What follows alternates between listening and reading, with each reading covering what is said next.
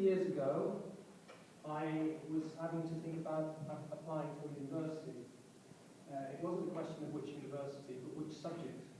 Because the only thing that I had clear in my mind was that I didn't want to continue with the subjects that I'd been doing in the sixth form, which were geography, French, and English literature. So it was a stab in the dark. I had no idea of what I was going for when I thought sociology, that's kind of soft and sociable.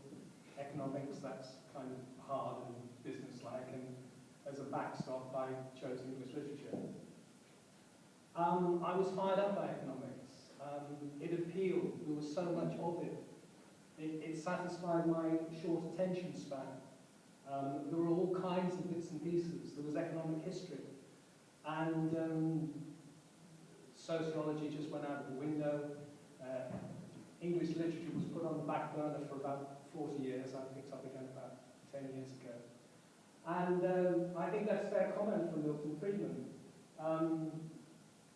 Let's talk about economics and pick up the bits that we find relevant, where we find their relevance, and let go of the other bits once we've entertained ourselves, seeing how they work, but not finding very much in the way of applications. There's a lot of bad economics around. And Robert Lucas, who's central to the new classical school, and he doesn't say in any economics journal, he says in any journal, and that is true. Whenever I have a null in my research interests, I look around for something controversial, and I wandered into the happiness debate, and I wandered across into the psychology journals. My goodness, there's as much crap in the psychology journals. It's so easy to set up experiments with students with a few beans, pulling levers and so on, and writing up the results. I went, as a postgraduate, I shared a flat with a guy doing an MSc in metallurgy, and I said, how on earth do you do an MSc in metallurgy? He says, you just stir up a new alloy and test its properties and write them up. Well, I suppose so. Statistics. Lies, damn lies. Of course statistics, used properly, is a solid tool. But young postgraduates today, a data set, a statistical package, push the data through, write up the results. Get the wrong sign on a variable, try lagging it. Try adding something on it. Solar says he can verify the existence of witches if you give him a chance to add on a few variables. Congratulations on your profile.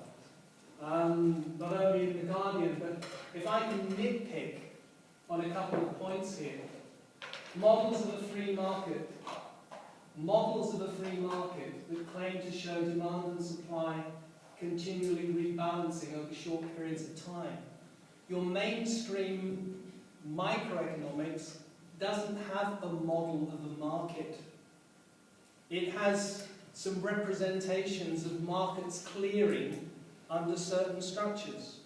Perfect competition equilibrium, monopoly equilibrium, oligopoly equilibrium. It's all done and dusted. Markets are irrelevant. They don't feature in your mainstream textbooks. The efficient market hypothesis assumes that markets clear instantaneously. All information is already discounted in the price. So there is nothing for markets to do. So it is by assumption. And the second nitpick is the idea that your models and your equations fit you for a job in the city. It really doesn't.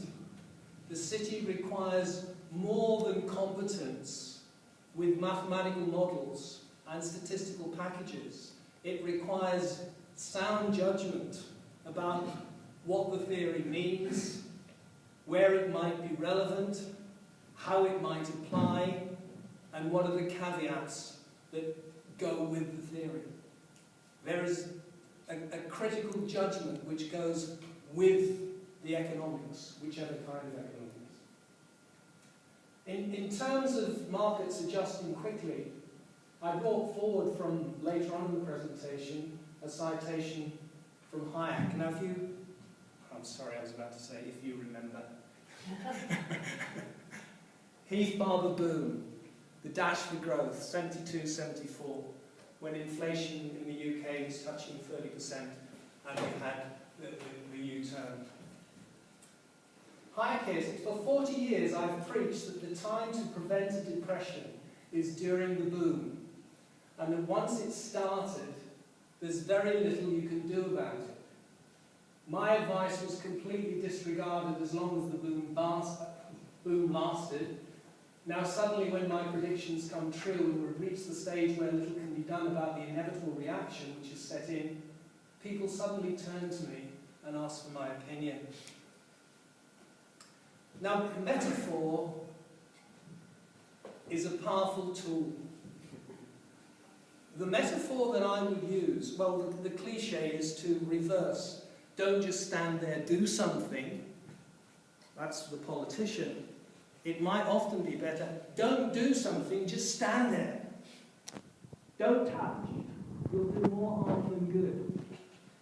And the metaphor that I would develop in that is to say that with a trauma case, that somebody's just been hit by a bus, you stem the bleeding, you fix the bones, and then often the best advice is an induced coma to allow the natural recuperation to take place over a long period of time.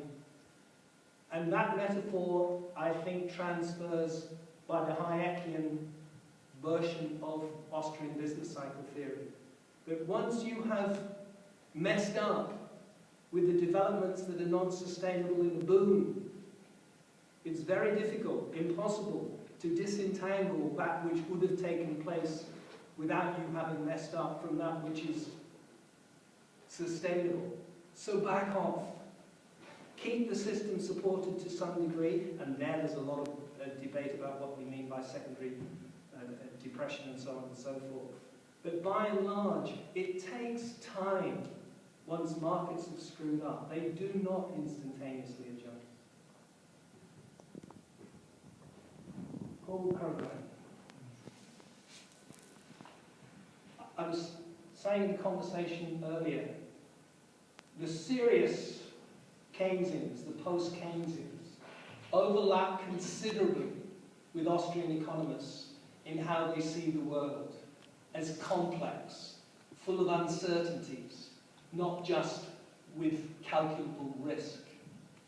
But then there are publicists like Paul Krugman, who, to be fair to him, in an essay which he wrote on the 75th anniversary of the publication of Keynes' General Theory, which was in 2001, he admits not to be a Keynes scholar, that his exposition is set at the level of how I like to read Keynes. He's a solid microeconomist, but he doesn't know his macroeconomics. And he laments that textbook macro gives money and banking no central role in business cycle analysis, that Austrian theory does. And he is one of the Keynes, and another Keynesians, and another is Lord Skidelsky, who prefer to stay in ignorance of Austrian business cycle theory rather than to wheel it out and to decide whether it's got something to say that's relevant to the recurring credit-led boom and busts.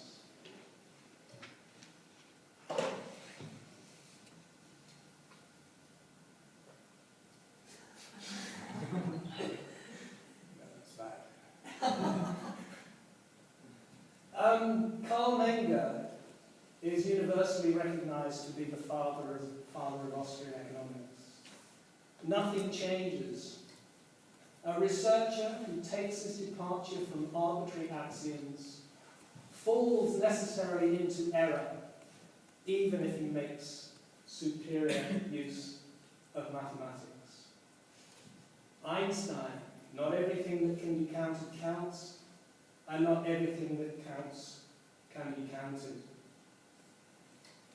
I put the little bit on the bottom there to remind me what I wanted to say next. My young colleagues come tightly focused upon mathematical models and statistical methods. And if you look at the test papers which they said, and you strip out the words, and there are precious few words on them, you are left with a Cobb-Douglas production function, a utility function, and a difference equation. And you would have no idea which paper it comes from. No idea at all. And in desperation, or no, not in desperation, in exasperation one year, I raised a few hackles by completing one of my third year papers, which was the Phillips curve is more than the difference equation. Discuss.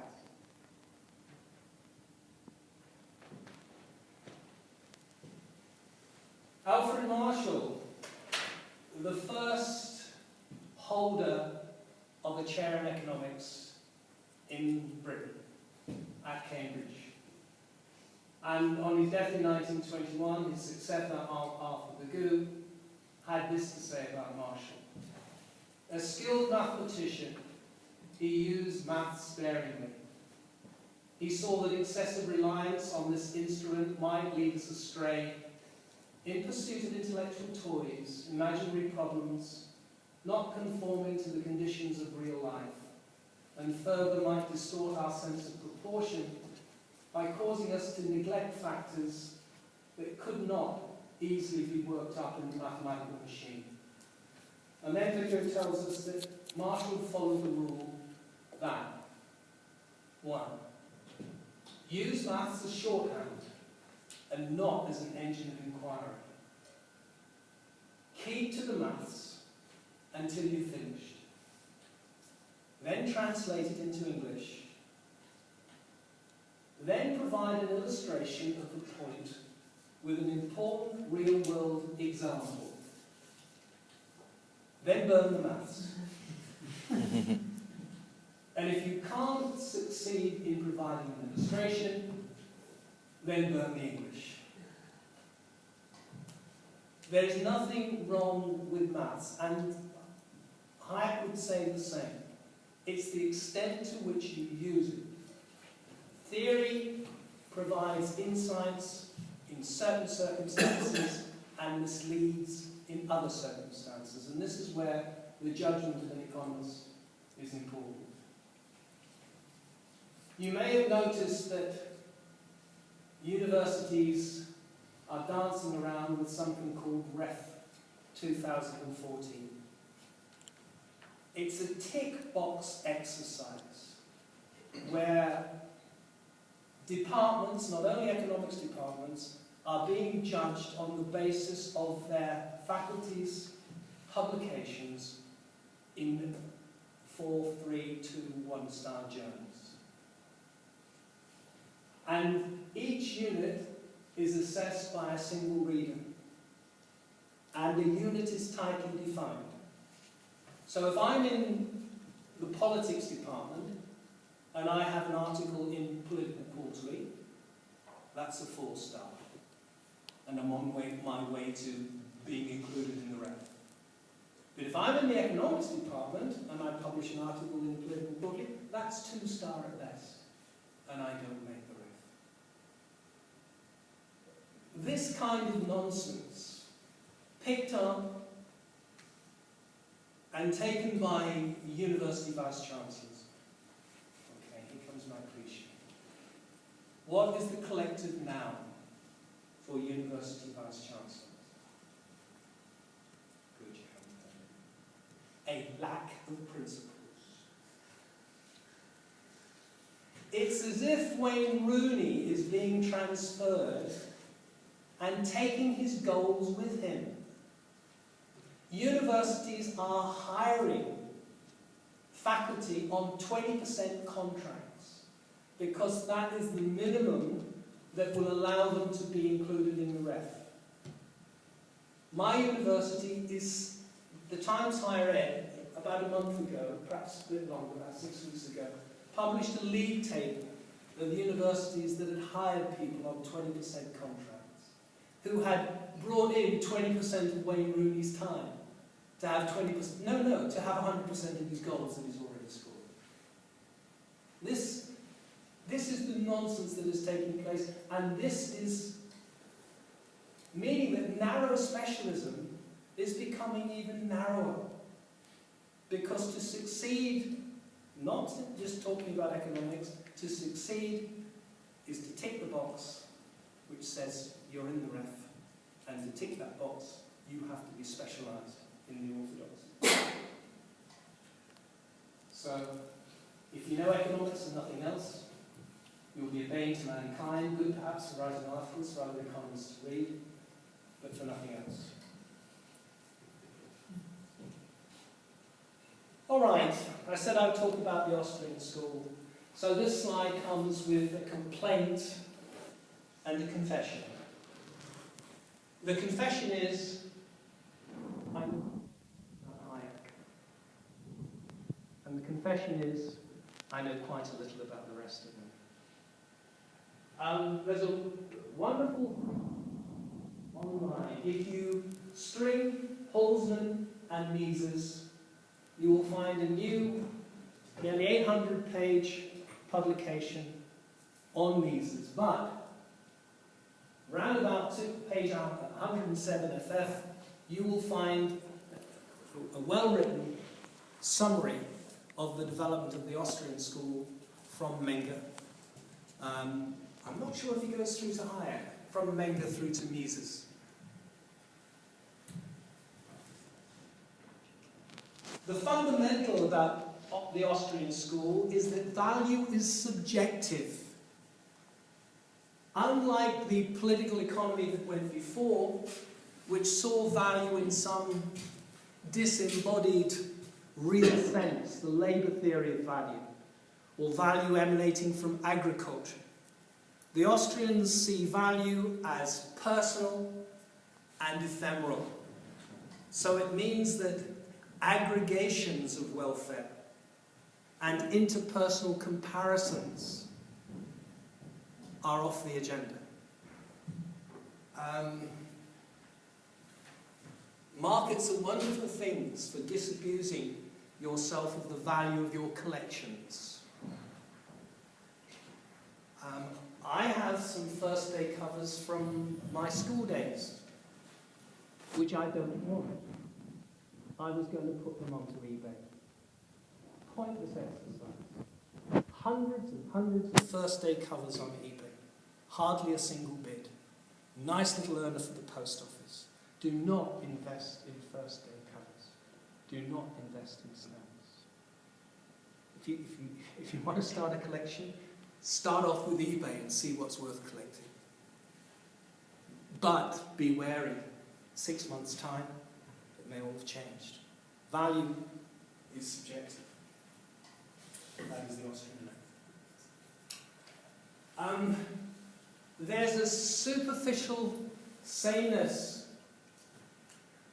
in that both your neoclassical economics, which is your textbook microeconomics, here called the Anglo-Saxon approach, the Austrians are marginalists. They understand the marginal principle, that you evaluate things at the margin. You can have satiation in having too much of something, so the marginal evaluation for an individual goes to zero and can go to negative. But with your standard textbook neoclassical microeconomics, interpersonal comparisons are possible. Because the utility is in the usefulness of the commodity, which is general across individuals that are all assumed to be the same. Homogeneous individuals, given tastes, allows interpersonal comparisons. Now, there are insights to be gained from that analysis, but it is your judgment as to how far you want to take the theory to your understanding of the dynamic complexity world in real time, where events take place in sequence and the time scale is relevant. It doesn't just happen like the efficient market hypothesis, that everything clicks into place and it shows supernormal profits if it's a monopoly, and it shows normal profits if it's perfect competition.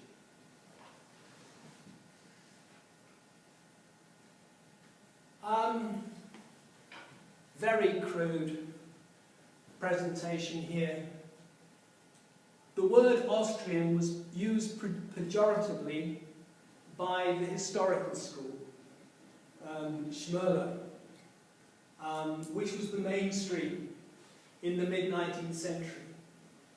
The concerns of the historical school with the restoration of the monarchy was how the state could enhance the welfare of the people, wary of just allowing things to rip, drawing lessons from history and experience rather than from theory.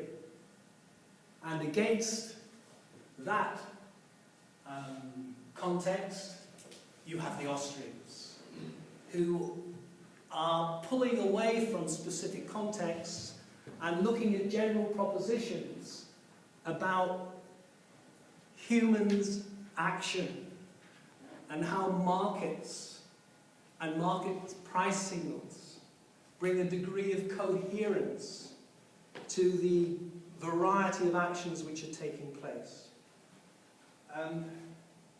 Every action which we as conscious individuals take, we take with an idea that it will change the future. When I board a train in Lancaster to come to Manchester, it changes the future. I'm here talking to you rather than at home watching football or something. If every action changes the future, it begs the question of how you predict that future. Just a simple point. It begs the question on how to predict that future. But Robert Lucas came up with something very similar with the Lucas critique. So, you know, in a quite different context, Lucas says, supposing your modelling is wonderful and it works, and you can make any kind of macroeconomic prediction and it's true. Right. You're now going to use that model in order to decide what is appropriate macroeconomic intervention here. As soon as you change your policy, you change the context of the model. Because individuals' behaviour was against the background of an institutional and a policy structure which they understood. And as soon as you change the policy, the model is redundant. So from two perspectives, you have a criticism of economic forecasts. Economists make a very good living selling forecasts. But if they had any faith in their forecasts, they would keep quiet and make a bundle.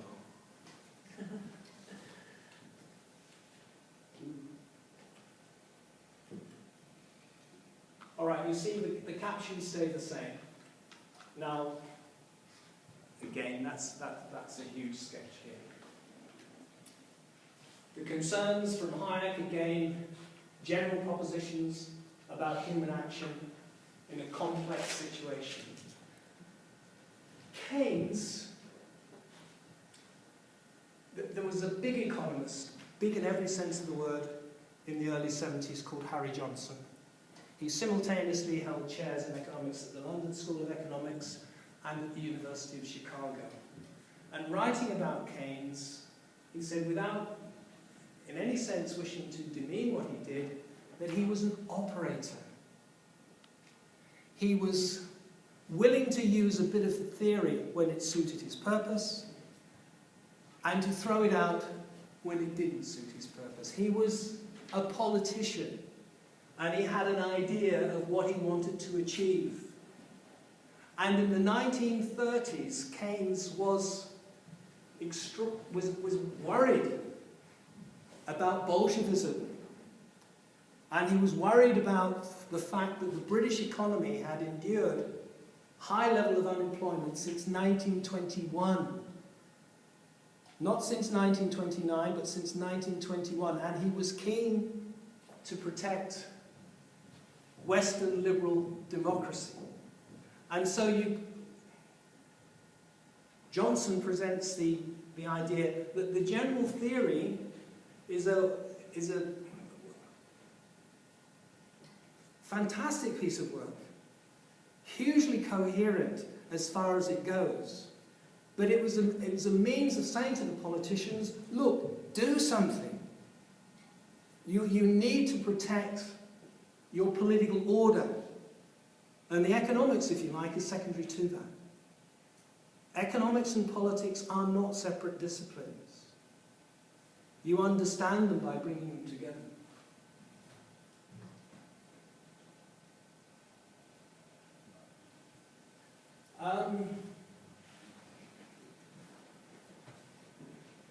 Huge battle between Hayek and Keynes in the 30s. Keynes working on the general theory, the ideas were getting out and the politicians were interested in them, and Keynes was big noise at Cambridge. And Lionel Robbins at the LSE brought Hayek over as a counterbalance and as a weight to the LSE, a counterbalance to Keynes. And this was resented at Cambridge. And the language was fierce, and the arguments got quite abusive at times.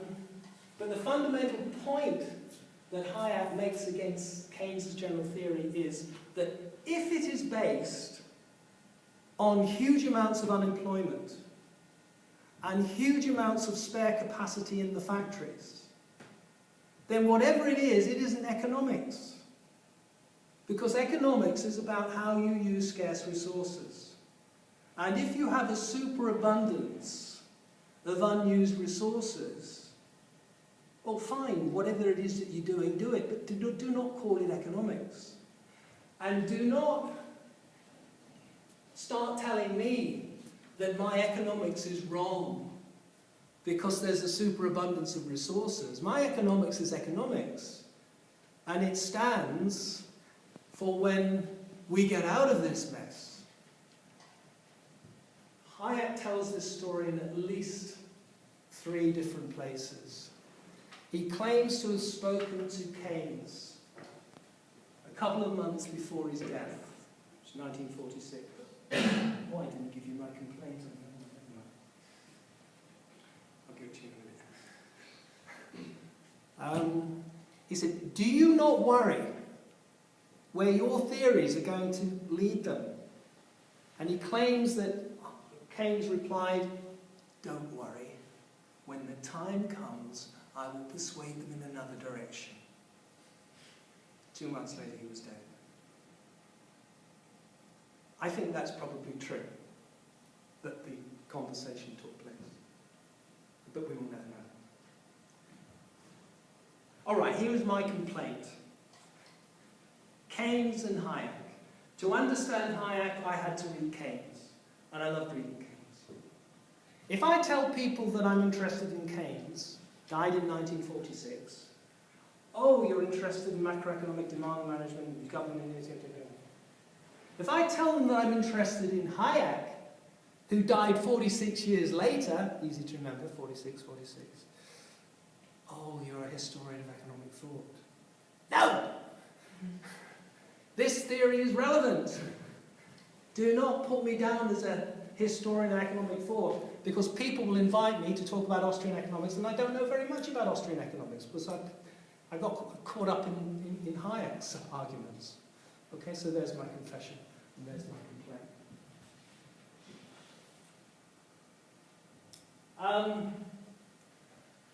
When the war came, Hayek was not allowed to, as an Austrian, he was not allowed to have any part in the war effort. So he remained an academic. And the LSE was closed, and with a few academics that were left there were billeted down to Cambridge. And they got on very well. But it didn't despite the kind of language that they were using against each other in the 30s. And that is a critical point from Hayek. He talks about the pseudo-scientific economics of averages. There is a difference between Keynes's economics and Keynesian economics. There was a Swedish economist, Liam Hufford, who published a book, I think it was in 1968, called, I'm not sure which way around it is, on Keynes's economics and the economics of Keynes. On Keynesian economics and the economics of Keynes, or the other way around. Keynes had no input into the Keynesian economics that is in your textbook. So he isn't to blame for that, and if Hayek is right in that conversation, he may have persuaded him in another direction. All right, if you want to get a feel of Hayekian Austrian economics, two pieces, Economics and Knowledge, will give you, and they're both available online, his criticism of microeconomics, which started, he said, when he heard economists talking about given data, without saying to whom was the data given. Does everybody know everything instantaneously? For Hayek, it's how you find the information out. To whom is there access to the data? And how? How is information gathered? It doesn't just exist. The other piece is his Nobel Prize-winning acceptance speech, and that is more a criticism of Keynesian economics, and specifically the argument that employment is linked directly to output, that aggregate demand drags employment. And if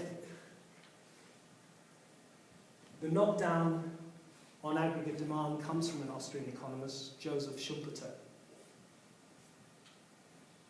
Favourite quotation from Schumpeter is that he said, when I was a young man, I had three ambitions: to be a great economist, to be a great horseman, and a great lover.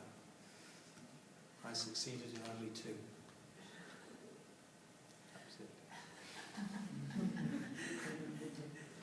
On aggregate demand, Schumpeter says it makes no more sense to talk about aggregate demand than it does to talk about the aggregate weight of the universe.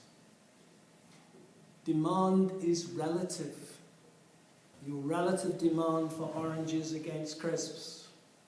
You don't have an aggregate demand for oranges and crisps. You have a relative demand of one for the other. And if people are out of work, they need to be put into work to produce the goods and services for which there is a demand. You can't conjure up demand. That's the idea. Two other pieces here, we'll come to these. And Henry Plotkin's The Nature of Knowledge and Paul Mortimer, both available in paperback, both fantastic reads, whether you're interested in economics or not. Say a little bit about those two books. So, the Austrian School. There is an aversion to the pretense to have knowledge.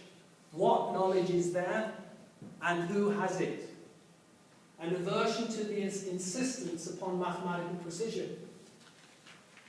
Their argument is you cannot reduce decision-making to differential calculus because you don't have anything to differentiate. You have limited knowledge. Choice is a costly experiment. And entrepreneurial activity is always faced by potential failure. But the argument is that human action and reaction to what is taking place around us brings us into some kind of dynamic cohesion, which never stops. The adjustment is continual throughout. That prices are a telecommunication system. Prices do not, as in the neoclassical world, indicate the relative value of bits and pieces in equilibrium. They flag up opportunities which may be there if you have the entrepreneurial spirit to spot an opening, to spot an arbitrage gain. And the demand and supply, the demand is your subjective decisions about what you would like now, and the supply is ideas about opportunities for doing something, creating something that somebody will wish to buy, somebody will wish to have. Tastes are not given. Tastes are not fixed. There is a creativeness here.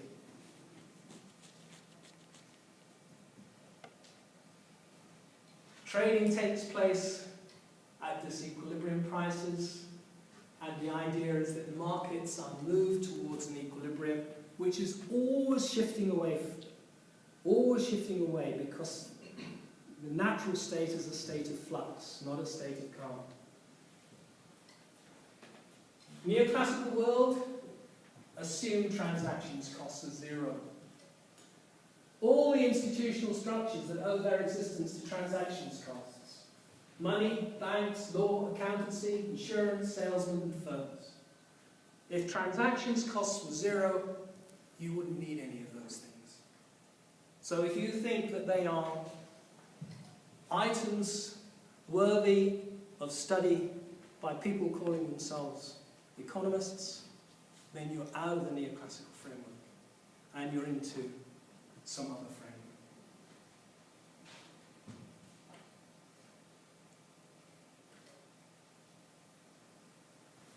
So the summary slide of the two kinds of microeconomics.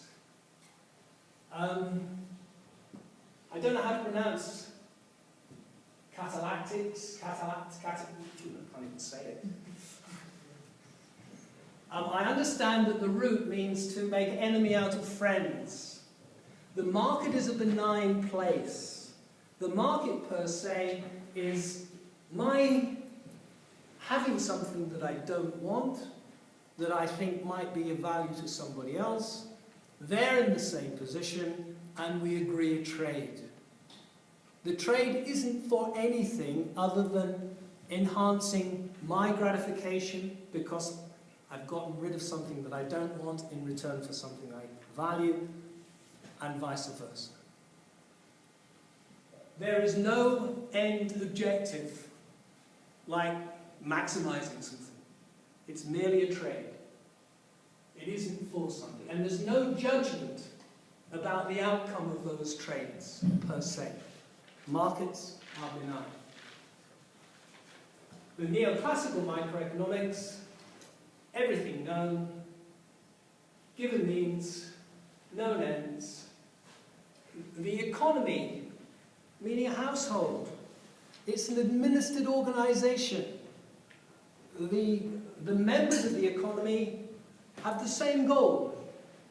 We are maximizing profits, or we're maximizing household utility.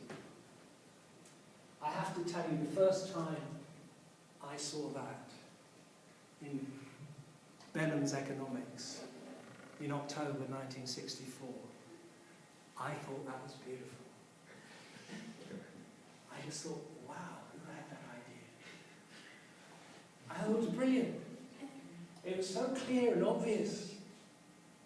And that was my problem. And of course, you could do that too. And you didn't have to do very much extra thinking. And if you want a two-word summary of neoclassical microeconomics, it's constrained optimization. And that's the essence of economics. You don't have the capacity to have everything. There has to be trade-offs. And you're constrained. And then you can generalize still further. Morris Dobb, a Cambridge Marxian economist, in pointing to this, says he called this vulgar economics. Vulgar in the sense that X1 and X2 are essentially identical, whereas for a political economist, Marxist Morris Dobb, there's a difference between capital and labour. There is a social relationship between a landowner and a rentier, and that misses it. I accept that, but I still think that's a fantastic piece of theory that gives you some insight, but it gives you limited insight. And if you go back to this, once you understand capital to be a produced means of production, and you ask yourself the question, well, who produces it? And you say, well, labour produces it. Then every time the price of labour changes, the price of capital will change. So the idea of simply shifting your ISO cost line and moving around the isocont and saying you've got a new equilibrium is blown. You need capital theory. You need a relationship between inputs of factors and outputs of capital. And Austrians are big on the roundabout theory of production rather than direct production methods. And it applies to Robinson Crusoe on his island. He can keep himself alive by chasing down hogs or tickling trout in the stream. But then he has an idea, let's forget the hogs, that if he makes a raft and goes offshore, he can have one hell of a lot more fish. But he can't just... Where's the raft? He has to save. He has to create a wages fund. He has to stockpile salt fish until he's got enough saving there so that he can take time off fishing and start to construct his capital, converting his fish into his capital item. And if he's done sufficient saving, then his raft goes offshore and he can have a lot more fish.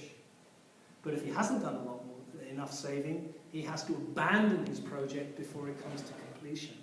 And that is the essence of Austrian business cycle theory. If you start projects for which you haven't provided sufficient resources in advance, you may have to abandon them before they come to completion.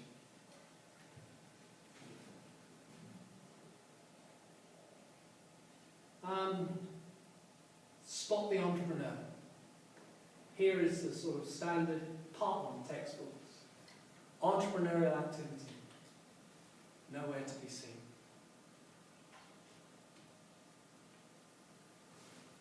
Entrepreneurship. William Baumol, a nice paper, says that entrepreneurship is there regardless of political systems.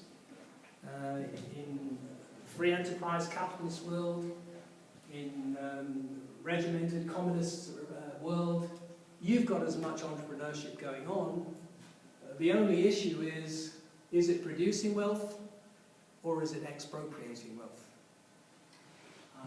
Governments, rent-seeking by monopolists, criminal activity. So it's the issue of the institutional structure that the political regime has in place for directing the entrepreneurial activity. And the policy focus is upon institutional structures, property rights, incentives, taxation, regulation, moral hazards, banking systems, monetary systems.